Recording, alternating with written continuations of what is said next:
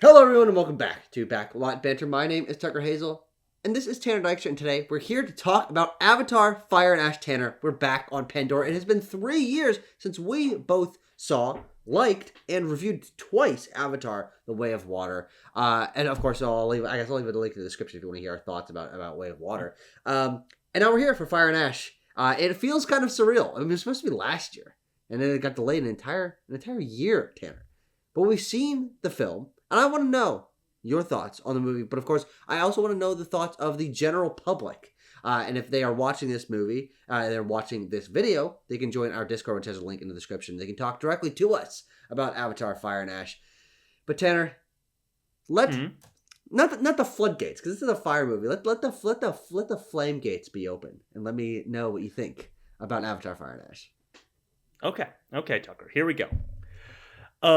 So obviously the hubbub around this movie was that, like, you know, maybe it's not as good as the previous two, and, you know, maybe Cameron has lost his sauce by some regard. I don't think any of that is really true. I do think, you know, I've been tossing it around, reshuffling the trilogy now, the trilogy in my mind, and I think this maybe does land below certainly The Way of Water, which I think is the best as time has gone on, and I've had time to reconsider it, and the first film, just because I think Cameron is showing a little bit of a scatterbrained kind of approach to some stuff here. With that said, the scatterbrained things that come out of James Cameron's mind are incomparable to anything else we get to see in movies now or in cinema past. Like, it is go for broke, never seen before, what am I trying to say here? Irreplaceable, like, cannot be recreated kind of movie making, what we're dealing with here with Avatar, including Avatar Fire and Ash. I think it clears up some issues I might have had with Avatar The Way of Water, and especially some characters who get a little bit more time, who get a little bit more material to work with here. Natiri especially, I think, is definitely gets more stuff to do in Fire and Ash this time around. Yeah. And, you know, I've seen some takes. I've seen some people online, you know, the whether ironic or not, like the Avatar lovers' appreciation for characters like Spider or Payakan, and listen, those characters are all over Avatar Fire and Ash, and I think your enjoyment of Fire and Ash will really come down to, like, do you like these characters? Do you care about them in some regard? And you know. But the answer for me is yes, and I think there's a lot of interesting stuff going on in Fire and Ash that also is just multiplied by the insane action sequences and world building that Cameron continues to deliver on. Yeah, I think that your thesis there at the end is exactly true, and why I don't like this as much as Way of Water. I think Way of Water is more focused, which is funny. I don't think I would have called that movie Focused 3 years ago when I saw it. But in comparison to Fire and Ash, I'd say it is. But while I like it just a little bit less, it's still like, I mean, I made some jokes after I saw it. I'm like, hey, I got to go visit my family on Pandora. Like, everyone, that was my holiday trip to visit my family. It's like still one of my favorite movies. Like, because I love the Sully clan. I love this group of characters that specifically were built up in Way of Water. And why I think I will even say that I like Fire and Ash more than the original Avatar is because I do think that this broader family dynamic, this ensemble cast, is what keeps me compelled. I like the world concept a lot. I obviously like Jake and Neytiri and Quaritch a lot. But the adding complicating factor of a whole slate of new characters in Way of Water made me fall in love with that world all over again. The Metkayina culture, the Tulkun, like all this stuff going on. And it's so funny, having just rewatched Way of Water, having seen that movie, I think 4 times, really loving it, how seamlessly, Tanner, I stepped back in. This movie just washed over me. I was locked in from the moment. It's over 3 hours long, and I was just there.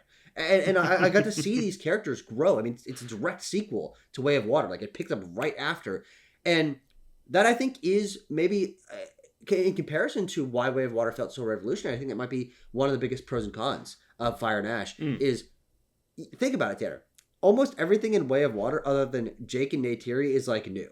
It's like a whole new set of characters, a new area, a Yes, new Quaritch, certainly. a new And this like. is also, yeah, this has also But been Fire and Ash is a like a criticism. direct sequel. It's like basically like the next day, and so Yeah. we're picking up where we left off, and I think that is what's different. But to me, that's also what's good. It's because I'm like, Hmm. I want to see the next chapter, like building directly off of Neteyam's death and all the Hmm. ramifications of that, and being with Metkaina and having Pyakon be an outcast. I'm like, good.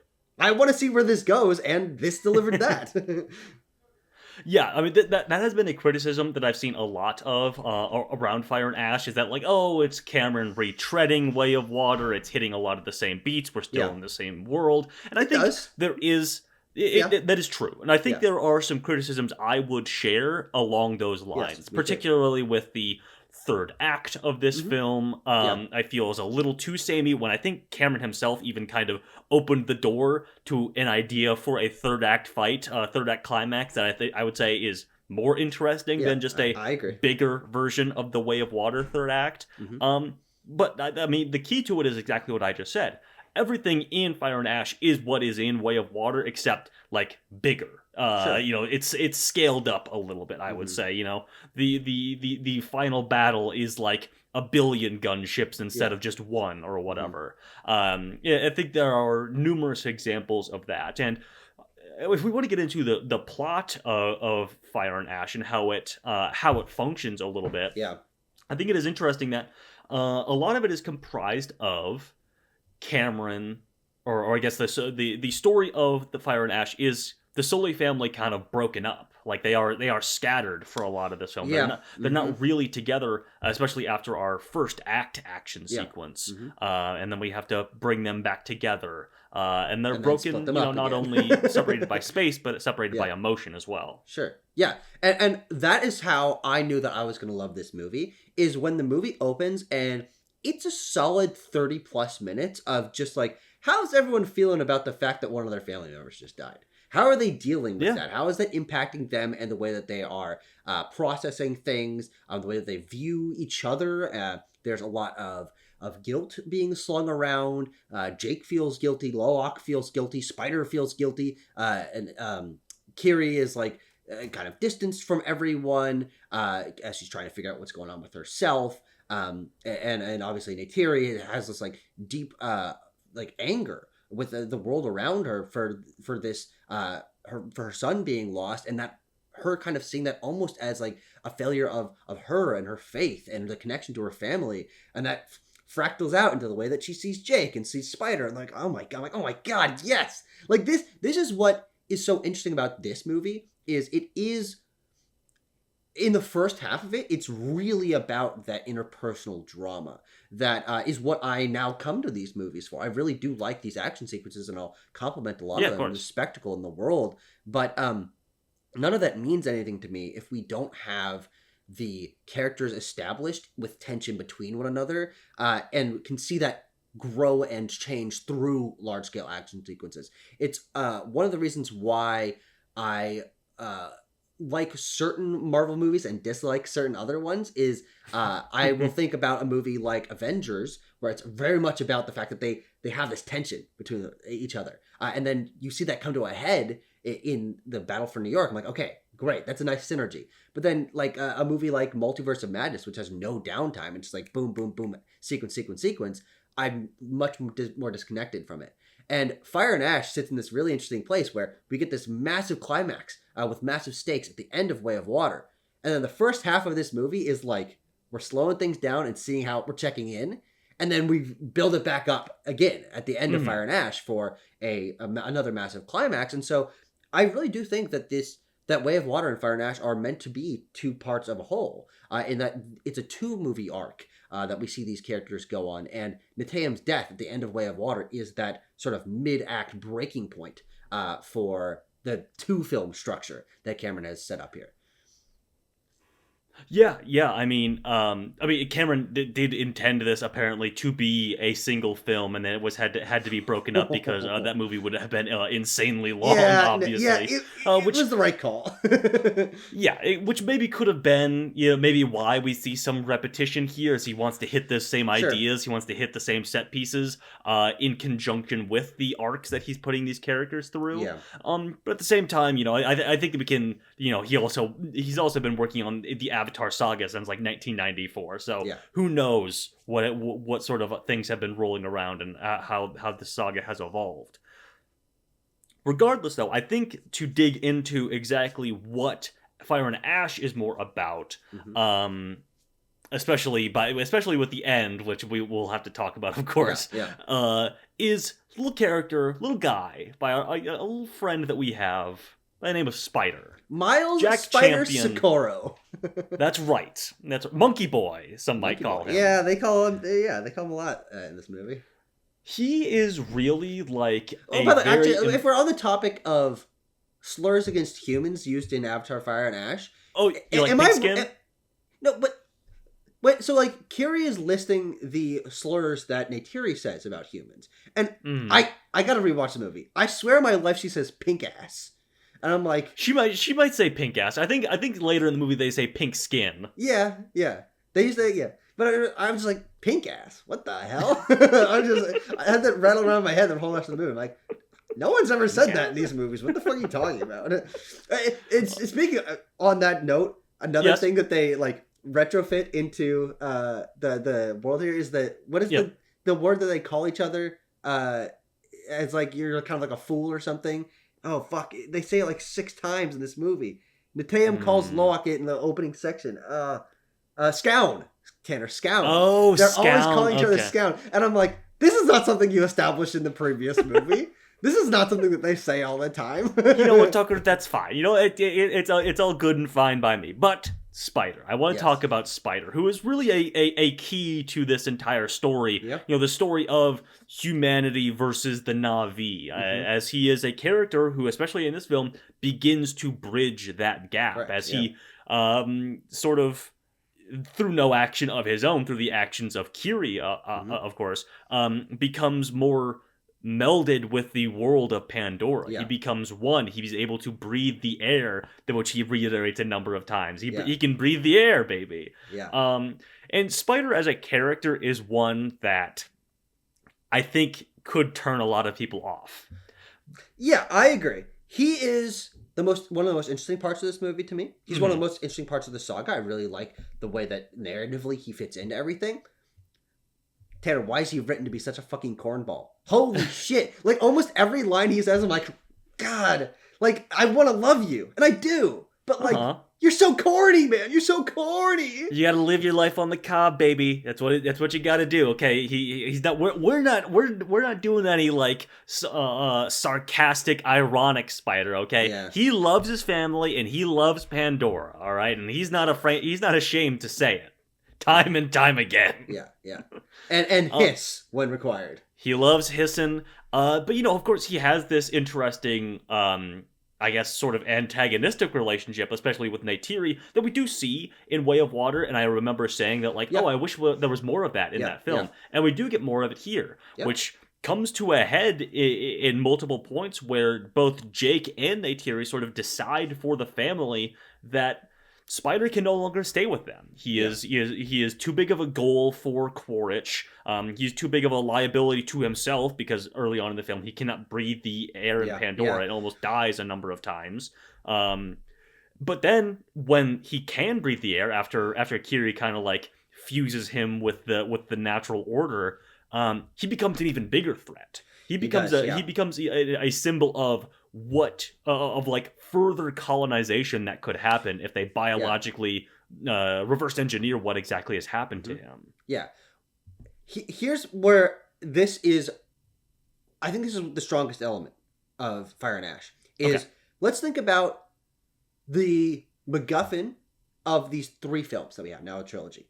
And the first film, it's unobtainium. It's some special fucking metal that's worth a lot and can do whatever the fuck. I don't know. Honestly, Tanner, I don't remember, and they don't reference it. I think it's because it floats. I think that's what it is. Because they have they have the floating rocks or whatever. Yeah, whatever. Yeah, okay, that's fair. They don't reference that at all in either Way of Water or Fire and Ash. So whatever. They move on. I think maybe Cameron realized that unobtainium is kind of a dumb name. It is, and so they opt for the Amrita, thank you. The Tulkun brain juice. Yeah, it's like spinal fluid or whatever that slows aging. That is better than unobtainium, I think, because it comes with this this impact of the slaying of the Tulkun for they are a natural resource in some way, but that comes at the cost of losing their culture and killing intelligent life. Yeah. And then so I like Amrita more than I like unobtainium.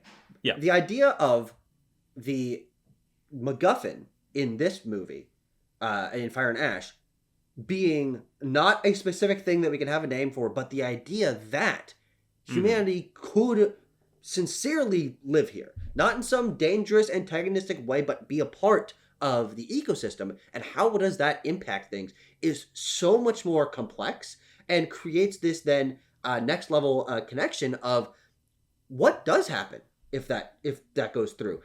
Spider is a liability in that way. The fact that they can't have Spider with them for a couple different reasons, that creates really interesting interpersonal tension. That it's again why I like sci-fi movies so much, is putting the personal and exploding it out to the potential impact across the course of of the entire universe. And that's a perfect example here of Jake and Neytiri and their dynamic with Spider literally is the fate of their entire planet. Yeah, exactly. And it's like that creates such interesting stakes where I'm just much more invested in it. It's the fate of Pandora, and also the fate of their family unit. I mean, the whole family, all the kids at least, object to Spider being sort of exiled for the greater safety of Jake, Neytiri, Took, Loak, and Kiri. Yeah. They don't want that. Like, he is their brother or cousin. They kind of throw that word around, but whatever. Well, because this movie is about processing that. Yeah. About they lost Neteyam. They call Spider kind of like a stray dog in Way of Water, but he is fully with the kids, especially for the entire course, unless he's kidnapped, for the entire course of Fire and Ash. And this movie is really about, I think, each of the Sully family members coming to grips with how they feel about Spider. We get that from Loak, Kiri, Neytiri, and Jake. And then there's also Took, who I want to talk about because, well, actually, no, I'm just going to do it now. Tanner, they don't know what to fucking do with this character. Took is just there again to be in danger a couple of times. She's a toddler, she doesn't. She maybe in movies to come she will age up a little bit. In fact, we could talk about the future of the series at the end of this video. Maybe I think there is opportunity for that to happen if I am reading the tea leaves a little bit. But anyway, yeah. So Took aside, this movie is really about rebuilding that family unit after the fracturing and the grief of the loss of Neteyam, and that also including them wrestling with how they feel about one another, including Spider, and Spider also wrestling with the fact that he calls Jake dad a couple of times, and he does. He has this some very key moments. He does really fascinating dynamic with Neytiri and his budding romance with Kiri. I'm like, Tanner. Yes, the Sully the fact that I get to talk about all this is why I love this movie. Is I'm like it's Spider and Kiri and Jake. I'm like, yes. Spider and Kiri are kissing. It's not incest, folks, because they are not at all related in any fashion. Kiri is, as we come to learn here, as she kind of says, a clone. We kind of figured this out in the Way of Water as well, that she was kind of born of Pandora, born of Awa, of Grace, Sigourney Weaver's character, her avatar, her Na'vi avatar, as a genetic sort of identical copy of that avatar. And then,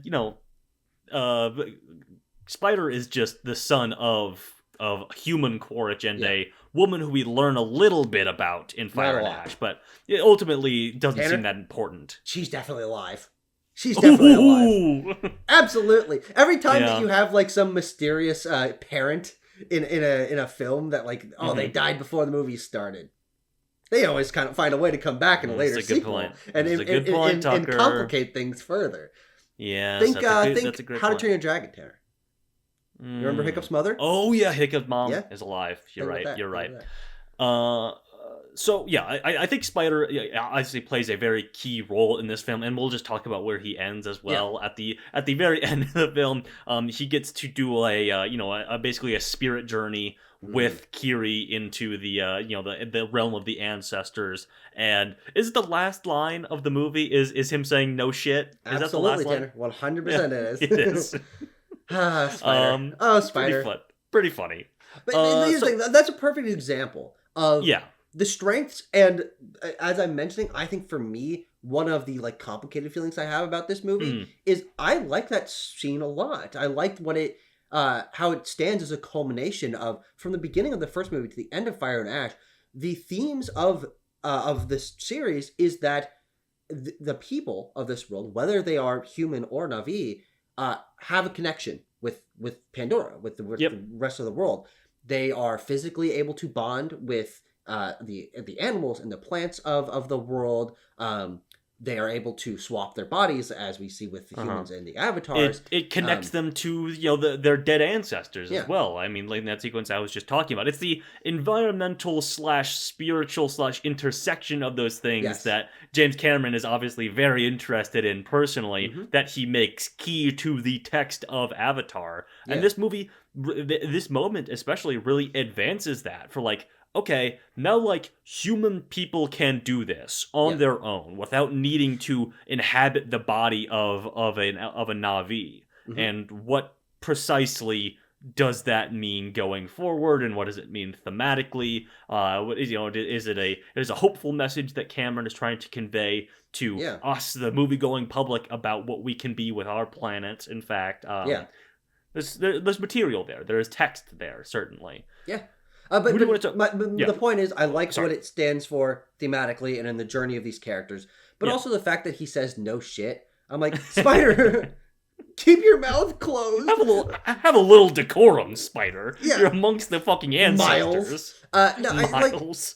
I call him that when I'm mad at him. Like, there's actually a number of moments, Tanner, and I think I'll like it a little bit more when I rewatch the movie and I know what to expect. And I guess I could have known what to expect. It's not like he wasn't like this in Way of Water. But of course, Spider will just deliver a line that's so corny and so on the nose and so different from the way that everyone else in these movies talks that it can sometimes take me out of a scene. I'm like, sure, I like Spider a lot. What he stands for, how he's dynamic to all of this, but I don't like the way he talks. Tucker, that is who he is, though. Yeah, that's what I know. You gotta ride that wave. You gotta ride that Spider wave. Yeah. But so we talked about Spider. Who do you want to talk about next? I think Kiri is the other major one to talk about. Okay. Because yes, there's something that happens with Kiri that's pretty nuts. Yeah, so she was my favorite character in Way of Water, and that continues on here because I think that everything thematically that these movies stand for and everything that I find interesting about them, sort of sci-fi wise, is all tied up in Kiri and her history and her identity. And it's really cool to see her in this movie come to grips with her identity because she's so confused in Way of Water, and she's experiencing things for the first time, and she is seeing the world for the first time as they travel. And then everything that's established there. And again, this is a 2-movie arc, really, Tanner. She learns about she is confused in that first half, which is Way of Water, and then in this film she learns the answers to who she is and the history of literally biologically who she is, and she learns about the abilities that she has and the connection that she has to Pandora. And I really like seeing that. I think that this movie places what I've liked so much about these movies at the forefront, in specifically within Spider and Kiri, and then also they're dynamic together because they both feel like outcasts and they find this budding romance in one another. I'm like, I just really like all of this, and I think I really like how Kiri's used in the majority of this movie. Tanner, I don't know if you noticed, but there's like a 45-minute section in like the back half of this film where she just is fucking gone. Like we just do not see her at all, and I'm like, get back to Kiri. Well, we do, and I want to talk about this. Yeah. Because, of course, Tucker, previously, this film was called Avatar, the Seed Bearer. Yeah, yeah. And they invoke this at a point. Basically, when Kiri comes to learn her true nature, which we learn at the beginning of Way of Water, but she doesn't Yeah. find out until like halfway through this film. What I just kind of mentioned about her being a clone or a genetic copy of Grace's avatar. She's Pandora Jesus, Tanner. She's Pandora Jesus. She is. Effectively. And she basically has to force a meeting with Pandora God, Awa, we like to call her. And this comes in the form of, we see this recur, this sort of like dreamscape sequence recur a couple of times with her trying to force her way through like a thickly, like a vegetative sort of world. Yeah. There's like beams of light coming towards the screen. Looks great in 3D. Did you see this in 3D, Tucker? I did, yeah. Okay, obviously. Yeah, you got to do it, folks. This whole sequence looks incredible, and then she keeps failing. Like Awa keeps pushing her away, effectively in these sequences. And it's not until she gets the assistance of Spider and Took in the final sequence that we see Awa, or at least a sliver of her face. And I need to get your thoughts on this, Tucker, because I'll lay this out first. She convinces Awa to basically use the natural, the animals and the flora and the fauna to fight back against the humans, the Sky People, in this final battle. That is what Kiri is trying to do in that moment. That face that we see, because we do see a giant face. Yes. Is that Sigourney Weaver's face? Probably, right? Okay. Just wanted to make sure. It's not clear. I don't know. Is it a Na'vi face is the question. I don't think so. No. But is it that because of who Kiri is, or because of what Pandora is? I think it's obviously ideas. It's all like metaphorical imagery that Cameron is doing. But I've seen people be like, oh, it's probably just because like it takes the form of whoever is communing with it. And to Kiri, like that fascination with her origin, with her mother, is kind of what Awa would take the form of. Yeah, I think that's probably true. Was there somewhere else you were going with that plot line, or? No, it's just kind of crazy that there's a giant face in this movie that turns around and it's like, there it is. That's the face of Pandora God right there. That's the face of Awa. Here it is. Yeah. Pretty nuts stuff. Pretty bonkers. Well, it's interesting actually. I that moment of her of Kiri's spirituality of the world of Pandora. This movie is a lot about people coming to grips with their faith. Yes, it is. And then also building alliances as they grow stronger in their own identities. I think that's obviously true with Kiri and her connection to herself, and then the world of Pandora as she learns her abilities. I like the fact that she can control she's got superpower. And she can also like tell the plants to do stuff, which we kind of saw little hints of, little tickles of in Way of Water, but I like that expanded here. In fact, I maybe wish she'd been able to use that a little bit more in the final act. That is kind of what that moment with Awa is. Is her?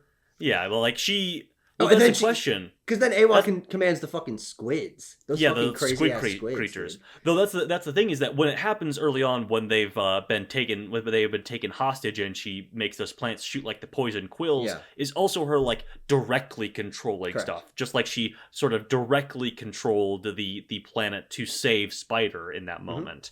I don't think it's something that as a character she's really interested in. She is not interested in forcing her own dominion on Pandora. No. She is interested in communing with Awa specifically in a sort of symbiotic, sort of relationship in order to do what's right. Yeah. So the point I was making about the alliances is also true with Loak. And Loak's relationship to Payakan, the Tulkun outcast, and then how their bond is used as an example to inspire the rest of the Tulkun to join the fight for Pandora, ostensibly, to defend themselves and their culture.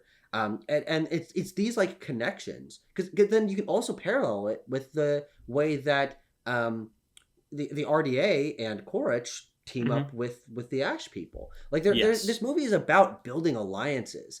It is Um, across the lines of faith or lack thereof. I think is a correct. Yeah. really important thing. Yeah. Well, because Because I even on mean a small scale, it's Tanner, it's yeah. the dynamic between Neytiri and Ronal, and how they Yeah. overcome that and Or become friends. Neytiri And and Jake. I get Neytiri and Jake at the beginning of the movie. Again, I think this is maybe a relationship, a note that is dropped perhaps later on. sure, That they have this argument that sort of recurs across different characters at the very beginning, where Jake is like, "Listen, prayers are not going to save us. Okay, yeah. we have to fight. Like that's what we have to do.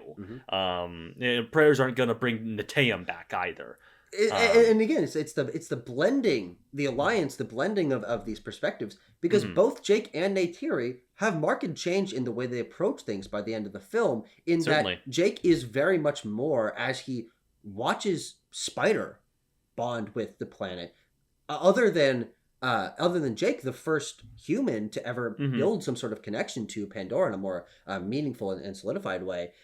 He becomes more about Pandora and the connection that humans can have to it, and he keeps Mhm. trying to convince Quaritch to see through his eyes and It's learn like, that yeah, the world man, is more you connected. can do this. Like, Yeah, you just gotta let this stuff in. Like, he keeps saying, Quaritch, you're dead, man. This Yeah. is the you that you think you are is not you. You are something entirely different who has the ability to commune with the world on a far deeper level, and you're just closing that off at every single turn. yeah, And so, Tucker, let's talk about Mr. Quaritch, yeah. and his lady friend Varang. Mhm. Let's open this up. They rule. I think they are the best part of this movie. Sure. Quaritch especially gets like a lot. We follow Quaritch a lot more in this film, Yeah, sure. and Stephen Lang is tearing this shit Dude, up. he's so Dude. fucking good. He's so He's so funny. He's great. Um, Because we again, the arc, the Yeah. 2-film arc of Quaritch being a full Navi in being reborn, yeah. in Way of Water, and kind of coming to terms with it, but really struggling with it in Way of Water. But then Fire and Ash, he's riding creatures around. He is building a bond with the that Navi tribe that Varang is a part of. He is Tucker the Manquan. the monk one. Okay, I'll have to lock that one in my Avatar The Avatar database. vocab vault. Yes. And also then he sort of turns on the RDA. He builds a distance between him and his military past, and he even sheds his military garb at a certain point in the film and paints himself as if he's one of the when he rocks in doing like is he wearing a loincloth or is it just a body paint? Yeah. When he walks in wearing the loincloth and the body paint, you're like, you guys started without me? Because I didn't clock it was him at first, but then when he speaks, I was like, oh, that's fucking Quaritch, dude. Yeah. So what are your feelings on Quaritch? I mean, he's the best. I mean, obviously there is the my two dads sort of struggle that was in Way of Water and is in this. I mean, there's the shot the entire final fight is basically just involving Quaritch, Jake, and Spider. And like every time this happens, and it includes a Stephen Lang line delivery of after they've all sort of saved each other and they're all huffing and puffing on this floating rock, and they don't really want to start fighting again. He just goes, well, this is awkward. Yeah, but and, it's funny. You can kind of draw a parallel between some of the quips that Quaritch has and Spider and his personality. Sure. But Stephen Lang's a lot better performer than Jack Champion. I'm sorry. I mean, listen, but he could just fucking sell any of this shit, yeah. man. He could. I mean, I remember the moment of like when he goes to confront Varang at the Manquan sort of camp, and he just goes, drop that guy, dude.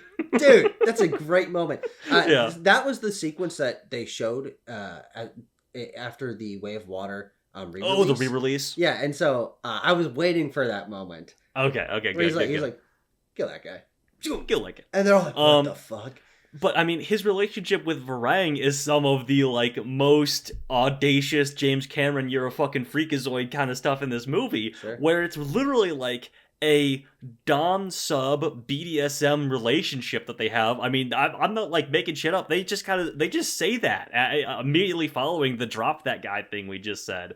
Varang, who is played, of course, by Una Chaplin, who is incredible in this Yeah, movie. yeah.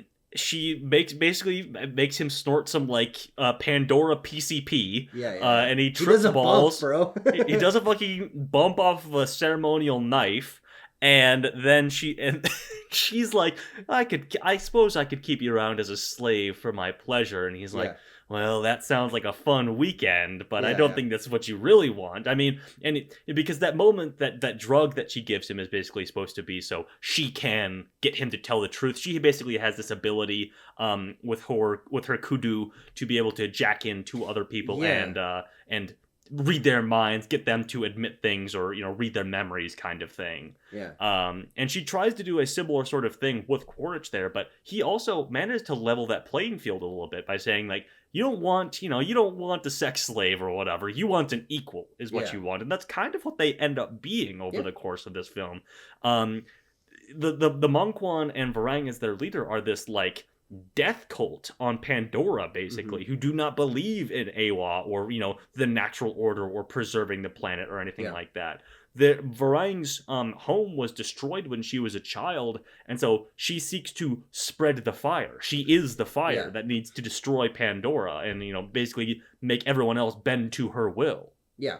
And this is what's so great about her and Quaritch being the sort of co-villains of this movie. Yeah. Is that Quaritch obviously been there since day one. He's he's one of the OGs. Right. But Varang's quote unquote origin story is also built in the events of that first film.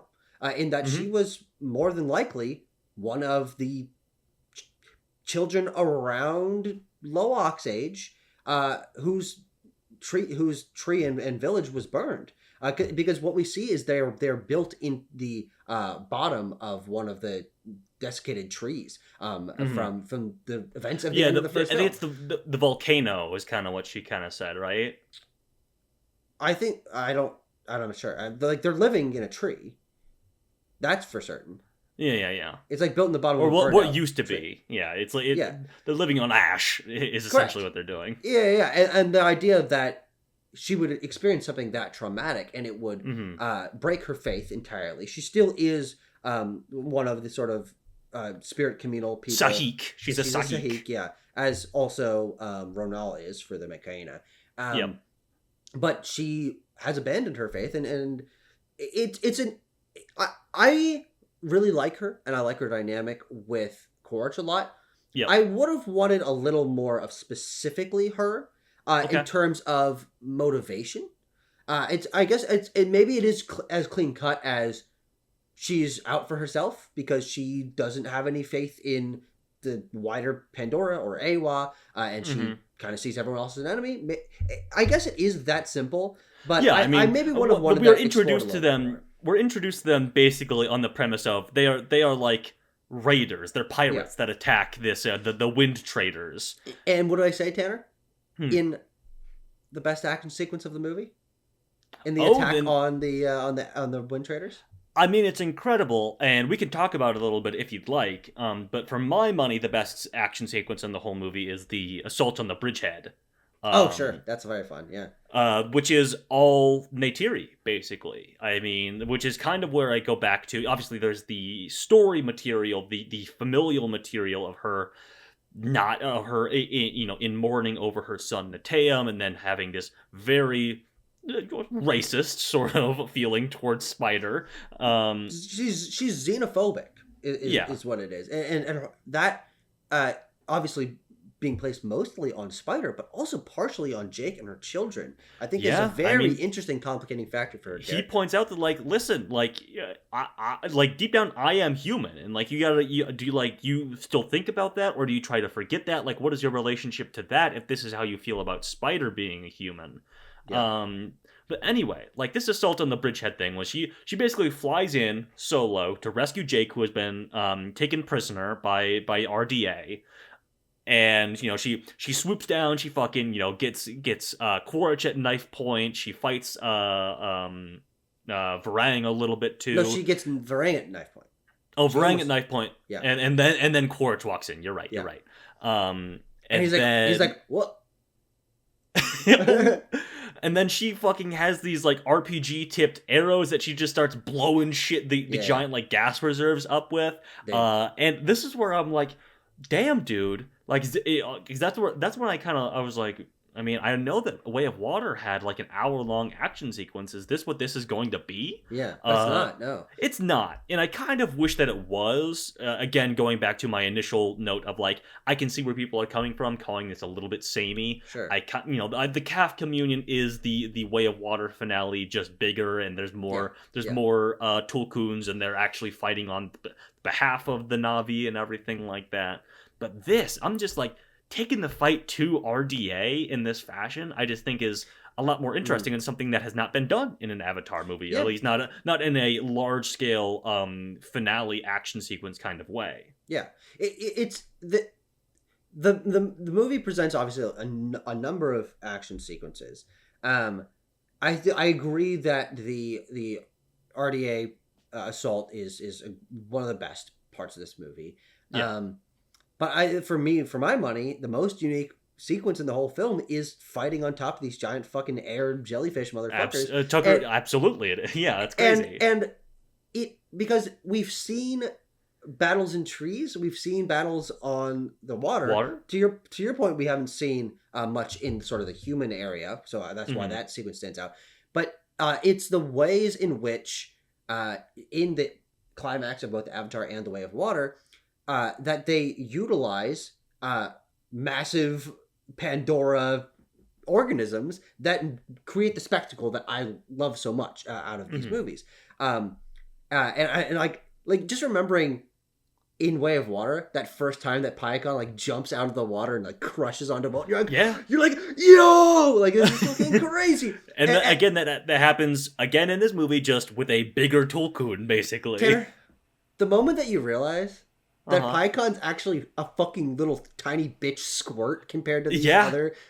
He's a youngling. He's a young bull. As they keep saying, he's a young bull. He's riling up those young bulls. Yeah. Well, and even to that point, like the way that this movie builds on the culture of the Tulkun, and we get to learn a little bit more about them. We get to see the High Council, basically. Dude. I have to point out, it's so good and equally like a Cameron funny thing and a crazy thing and just like an ingenious kind of thing, if you want to go that far, is that like the High Council holds trial. They call it that, and they slap their fins on the water like they're banging a gavel.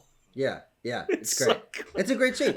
But also like just the palpable feeling like you're in the scene. Is it like whenever they speak or whenever they sing their song or whatever, which is their speech, like the water is like rippling because because the bass and everything, and it's being projected into the theater. If you're seeing this as Big Jim intended in the biggest format possible. Yeah, no, that's a great sequence. I love them coming out of the water. And the fact that they're like all like straight. Yeah, they're bobbing like straight up like this. Yeah, it's crazy.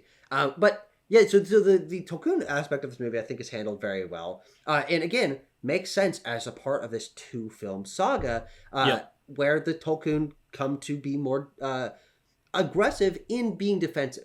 They learned that sometimes the best defense is offense. But also, as I was saying, none of that's my favorite part, because we get these giant air jellyfish creatures that create this totally different sense of verticality. We've gotten plenty of aerial fights, but this is like grounded aerial, because this is like, you know, this is not like dog fighting necessarily. This is like an action sequence with like a zeppelin. I mean, it basically turns into like a Hindenburg sort of tragedy with what goes on there. The most breathtaking moment of this movie to me is when they pierce the top of that creature and and like the shimmering and the rippling and the fire coming out of it. And it's the moment when Jake starts running away from that, slides down the side of this as it's exploding, like falls down, lands on a fin kind of roughly, and rides that downward. And I'm like, this is like the spectacle that you can't get anywhere else. And not only can't get anywhere else, that's not in Avatar or Way of Water. Maybe something analogous is, but Mhm. that moment I was really, really wowed by. And like seeing them like hang off these things that are like if you fall, it's like all the way down. Like Yeah, yeah, yeah. that sequence really, really impressed me. And Nice. so it was It's one of the great. more It's impactful awesome. elements of the movie. Yeah.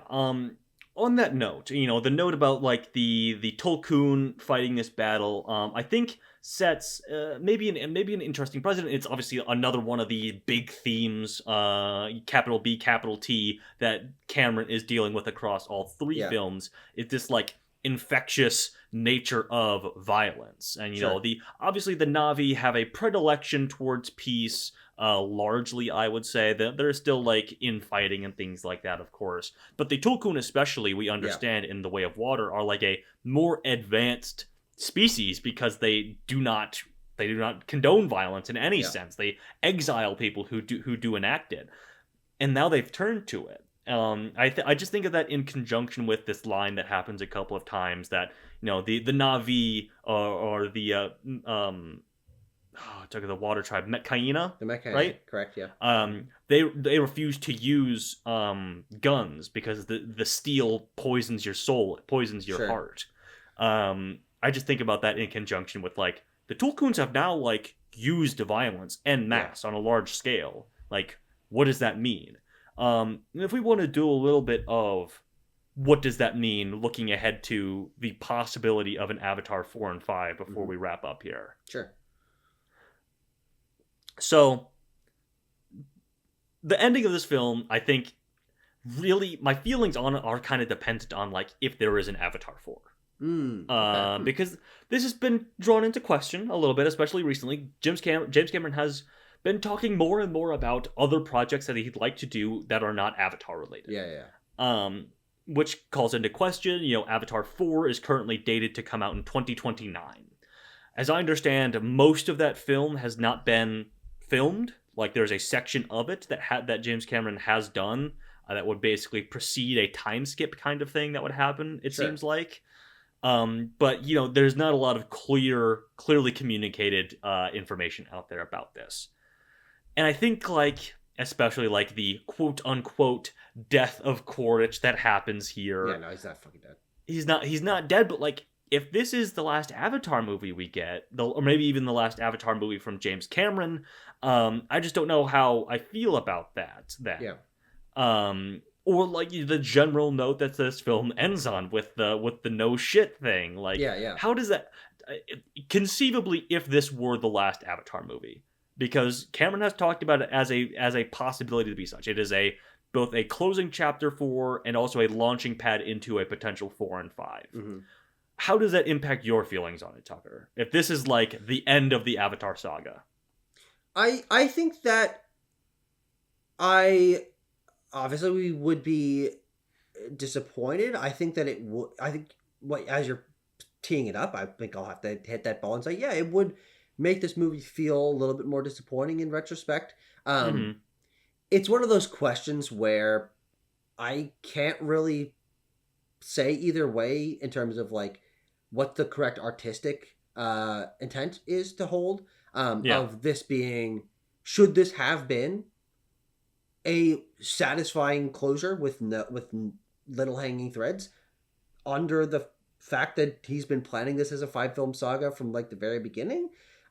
I don't really know. Also, I I do think they'll get made. It's just I think so how too. Let I me be think he'll clear. end up being co-director if anything. Yeah. Um, So as of course yeah. he is tenor on his next film, which we got the trailer for. Yes, The hit me Billie hard Eilish and concert. soft. The Billie Eilish tour. That's fucking crazy. Yeah, it's awesome. But yeah, I'm confident that they're gonna happen, and so I don't like that's not like it's not a It's not really something that weighs on your hypothetical. mind. Yeah, No, yeah, I get it. and frankly, I felt very similarly about Way of Water, if you'll recall. Sure. Of like, man, there wasn't enough Neytiri in this. Ooh, like the stuff set up about Kiri and Spider is interesting, Mm-hmm. but like, there's not much motion in Way of Water about those elements. And like I'm like, man, I really wish we'd gotten more time to sort of like sit with the Taem's death. Well, all 4 of those things are like Mm-hmm. the point of Fire and Ash is Yes. to wrestle with the Tam's death and explore Mhm. Spider and Kiri and further the dynamic and the growth of both Neytiri and Jake. It's like all these things. And so when I think about the fact, I'm like, man, I would have wanted more Varang. I want to connect to her a little bit more. I know a little bit more about her personality outside of being a vicious warrior, because I do think there's another side to her we just haven't seen yet. We will. She is Una Chaplin is credited to appear in Avatar 4 and 5 as they appear on your IMDb's and your letterboxes and things like that. So and as you mentioned with Took, I'm like, that's one of my big complaints with this movie is that Took is the one that gets the least additional characterization. The moment where she joins Kiri and Spider is like the only moment of like agency or plot relevance that she gets in this movie, other than being fucking kidnapped again on a ship again. Yes. But that's something where I'm like, you're probably right that she'll be a big part of 4 and 5, and especially if there's a time skip, certainly. Yeah. So it's an interesting play, but I've been through this before, Tanner. We watched Way of Water. I had these complaints, and then 3 years later, I just from a realistic standpoint, from a realistic standpoint, I just come at it differently. Where like when Avatar 2 came out, we knew Avatar 3 is filmed in the can. Basically, it is coming in 2 years to the day. Exactly. Well, that's what we thought at the time. But with what we thought at the time. But with Avatar, it was supposed to be every other year. It was supposed to be every other year, yeah. But Avatar 4 is in a very different state right now. Yeah. Again, unless my information is wrong, as far as I know, they've only filmed like a segment of 4 that was basically done alongside 2 and 3 when they filmed these all together. And that segment of 4 probably cost as much as most movies do. Yeah, certainly. It's been the first half an hour or 20 minutes to half an hour of an Avatar movie, and like again, I as I said already. James Cameron has at least one movie that he seems to be wanting to do before another Avatar movie, maybe multiple. Like he said during the production of those. Okay, well, sure, fair enough. Yeah. So I don't know. I again, if I had to put money down, I'd say like yes, Avatar 4 will happen, most likely directed by James Cameron. Yeah. Does he pass it off to another director? Does he co-direct or anything like that? I don't know. Does James Cameron like anyone enough to be like the steward of his like premier sci-fi fantasy ultimate triple quadruple A blockbuster? You're pointing to me? No, Billie Eilish dinner. Oh, Billie. Well, he is the first film he's co-directing. No, but yeah, it is interesting. Yeah, there's a lot of question marks, but ultimately, in reflecting on this conversation, I think the best way to read this movie is as a companion piece to Way of Water and a closing of the trilogy. And in that arc, both of those 3 and 2 film arcs, I do think it's very satisfying. Yeah. The point of this movie is to continue forward the things set forward in Way of Water that I loved so much, and seeing them be explored here, I'm like, yeah, I've been waiting 3 years for this. Good. And I do think they're done very well, and I think that while we mentioned both at the top, this movie feels less focused and that it's a little more scattershot. I do think that's true, and I think that separating the Sully family there's a lot we didn't talk about, and we just frankly don't have enough time to talk about. Yeah, but I do think that thinking about it, and I think this will be even more true in a rewatch now, having talked about it, and obviously hopefully seeing it again. There's a lot of through lines through all of this. In the ways that the characters parallel one another, in the way that that moments. I think can feel rehashed. Specifically when Spider is locked up in another fucking RDA thing. And listen, fucking there are just sequences that happen that I understand that people are probably a lot more frustrated with than you or I are, clearly. But, that sequence gives us, like, brought you a cheeseburger. But then, like, I just love this movie, man. Like, every moment that I spent talking about it, I'm like, ooh, okay, this is very interesting. Oh, the characters, like, and the action spectacle is like, I can definitely nitpick some Spider lines that I didn't really like. Again, I'll probably like those more on a rewatch. I can definitely nitpick some sequences or storylines that maybe feel like they were short shrifted by how much is going on, or some parallels to Way of Water that are maybe a little bit too on the nose that I do think can lead to this film feeling less distinct than Avatar and Way of Water. But when I frame it through the lens of this being this 2-film massive saga, the idea that there's a middle act where the Tolkien are attacked and Natam dies, we deal with that aftermath, and then the Tolkien pair with the Na'vi. It kind of actually makes sense when we view these films and their repetition and their cyclicalness.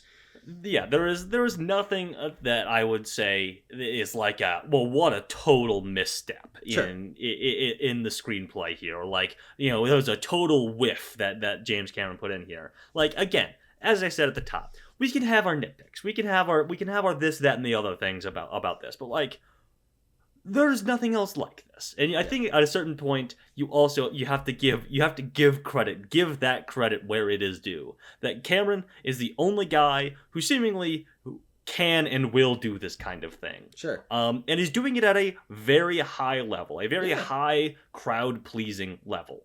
Yeah, and the people are seeing it. And that's the funny thing about all of this is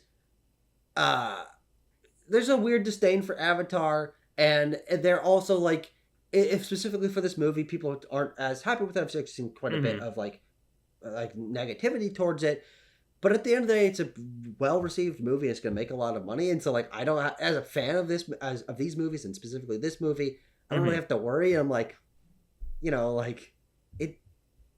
people like these fucking movies. Yeah, I'll say this. I am more excited for the prospective Avatar 4, where presumably we're doing something way different now than I was for this movie. Let's think about it. Avatar 4 will be a jump like Avatar was to Way of Water, and then probably 5 will be a Fire and Ash to what Way of Water is. Probably. And those two films are a saga. If the pattern holds, yeah. Tucker, but even to that point, what I felt as I was watching this and how direct of a sequel Fire Ash is to Way of Water is that while we might say that a criticism of this film, which I think is totally fair, is that some of its plot lines and character elements are less insular in terms of this film as a package, I also think that is what makes this series special, is that it is a very slowly building saga, and that these characters are growing over the course of not only decades of our real lives, but long run times and multiple films. One of the reasons I praise the MCU when it does its best is because it does have that sort of slow build where you can see characters change over the course of a lot of different films. But also one of the biggest problems with the MCU is that they do tie bows on the end of their movies, and then it can make like, oh, well, you killed this villain, they could have came back, and another thing. You got to just keep upping the stakes with a new big bad. These movies don't have that issue. There's a returning to the status quo in the MCU that has been maybe getting a little bit worse, and has always kind of been an issue that Cameron is not interested in doing yet. And so he has an end goal in mind, whether that be the end note of this film, or the end note of Avatar 5, or the end note of Avatar 7. So, God. With that in mind, Tucker, I'm going to give this film a 9 out of 10. I'm going to say a 9.3 out of 10. And Tanner, here's the great part. What's that? I liked Way of Water a lot when I saw it the first time, but I don't like it as much as I like it now. And so I feel it coming. Sure, I feel you know it's coming. The rewatches of Fire and Ash and watching it in closer conjunction with Way of Water, like I feel the appreciation building in the future, and that's a really exciting feeling to have. Absolutely it is. Well, folks, thank you so much for joining us on this 26 trillion mile trek through Pandora, through Avatar, Fire and Ash. We will, of course, see you for Avatar 4. Everyone cross your fingers and say a little prayer to Awa that we get that. But we'll see you for plenty of other movies in the meantime.